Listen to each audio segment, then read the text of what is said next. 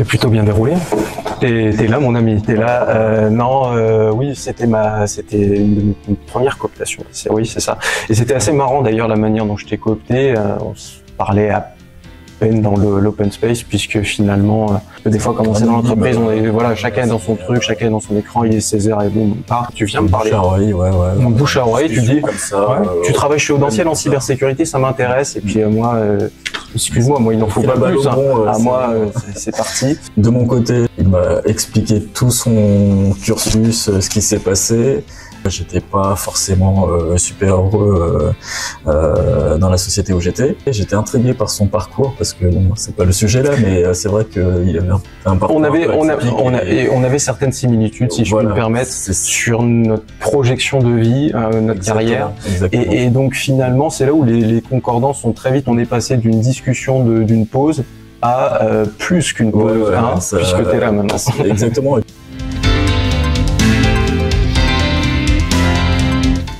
Globalement, comment une entreprise peut se démarquer, peut-être avec des personnes qui sont déjà implantées dans des entreprises, qui peuvent véhiculer un petit peu l'image de l'entreprise. C'est beaucoup plus personnel comme approche qu'une personne au téléphone.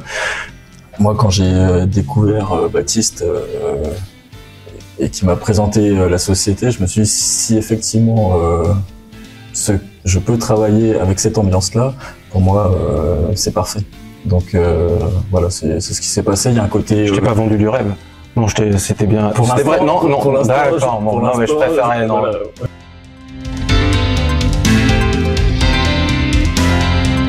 Vraiment, je pense que tu vas être d'accord avec moi, Augustin, c'est cet aspect familial. Moi, j'avais fait 5 ans avant dans une autre boîte, c'était très bien, il n'y a pas de souci là-dessus. La relation que j'ai avec Audentiel, avec Simon, Fred, etc., c'est vraiment une relation de proximité. Et cette relation-là, elle est rare. Et c'est vrai que quand on travaille et qu'on s'investit au boulot, c'est bien d'avoir cette relation.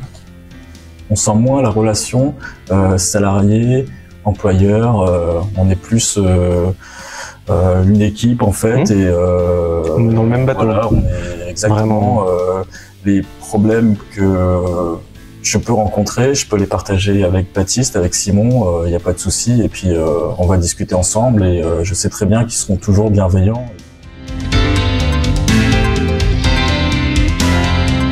Donc apprendre de nouvelles choses, mais aussi évoluer humainement.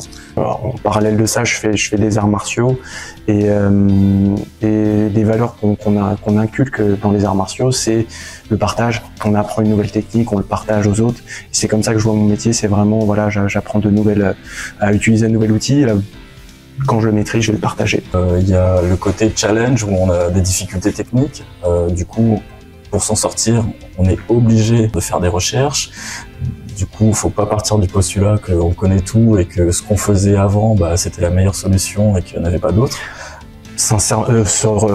Perpétuelle remise en question. Tu vois ce que je veux dire, c'est ça. Puis le fait de travailler aussi avec d'autres collaborateurs qui ont des profils complètement différents, et au final, on découvre en fait que les gens sont quasiment tous passionnés par ce qu'ils font, et que si on prend le temps de discuter avec eux, ça va être super bénéfique, et à la fin on arrive à résoudre ensemble une problématique qui n'était pas gagnée au départ.